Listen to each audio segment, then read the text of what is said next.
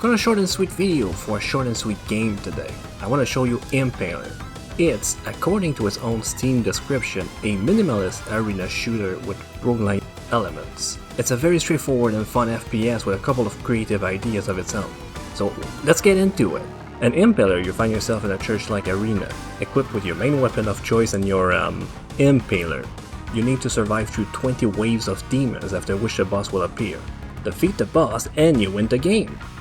Whether you manage to triumph over the boss or you die, the game ends, and your score is tallied and put up onto the global leaderboard. This is what the game is designed around. It's like an arcade game of sort. The whole point is attempting to reach the highest possible score. The score is tied to how you kill the demons. Simply shooting at them yields the lowest score, but impaling, killing them with an explosive barrel, or even crushing them reward more points.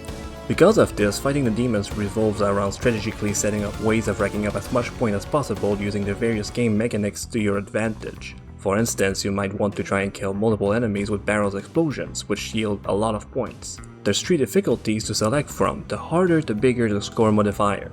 They do affect the player in a significant way. The hardest difficulty make regaining health much harder while also starting the run at half health. There's some fantastic movement options to master, notably using the Impaler to jump much higher or using strafe jumping to move around much faster. Weapon variety is, I think, another highlight of the game. Each of them fit a specific archetype, and there's nothing outright better than the other. All have advantages and disadvantages, so you can choose your favorite. The demon variety is pretty good. Each type of demons have their own behaviors. My favorite one is the succubus looking one. No, not for that. They have a healing spell, so if you don't finish them off, they'll heal themselves. I think it's a fun dynamic. You have to finish them off quickly. The flying gunner can go fly somewhere else. I hate them. They're hard to stomp because of the flying.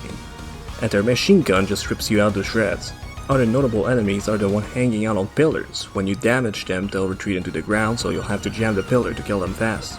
There's also a side objective. There's up to 3 altars that spawn during each wave that you have to bring to specific locations that change with each altars to break them. Early in the run, the altar will reward you with bonus coins, however later in the run, the altar becomes cursed. A cursed altar will absorb health pickups and coins when those are dropped, so you'll need to break the altars to receive the pickups. Health pickups are pretty self-explanatory, however coins are the items that play into the roguelike element of the game. During a wave, you'll naturally pick these up. If you have enough, at the beginning of each wave, you'll be given a choice between 2 upgrades for a price that will increase the more upgrades you get in a run. These upgrades are not massive game changers though, rather these are more often than not small improvements that will make staying alive just a little bit easier.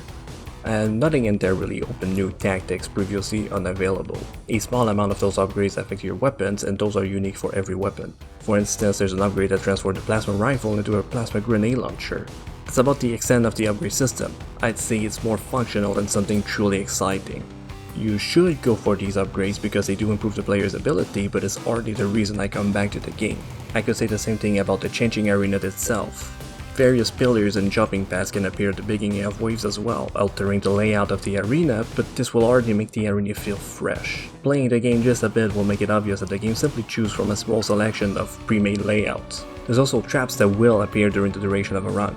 There's rotating souls and lasers. Those always appear in the same wave. You'll never be surprised when they come up. In general, I honestly feel that saying the game has roguelike elements is a little bit inaccurate because they can be so surface level, they lack any real depth. Sure, the arena can change a bit, there's upgrades and there's no carryover after that, but I'd say there's nothing that will drastically change your experience between playthroughs.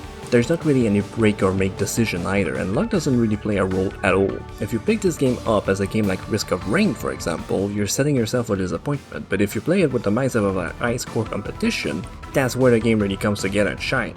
Which I think was really the point anyway. While the roguelike elements are surface level and lack depth, they do mix things up just enough to avoid the game becoming about memorization. The more you play it, the better your score is, not because you're memorizing where the demons are coming from, but because you're genuinely getting better at the game.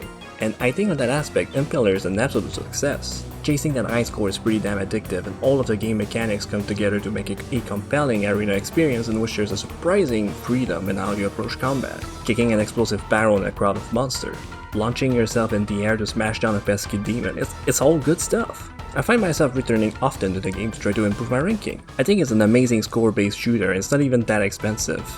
Since I picked up the game, there's been several updates as well that altered the balance and monsters and weapons, so the game is surprisingly well supported. Last update added a sword. If you're feeling like joining the competition, I absolutely recommend Impaler. It's a ton of fun. That's it for that game. Like I said, it's short and sweet. It's a rather small and simple game. I'm still working on the System Shock video, which is taking me a lot longer than I thought, because the game itself is a lot longer than I remember it being. So if you're interested in that, it should be the next one coming up. Otherwise, maybe you'd be interested in 2 previous videos that I made, so if that's the case, please check them out. Thank you for watching, I hope you have a good day.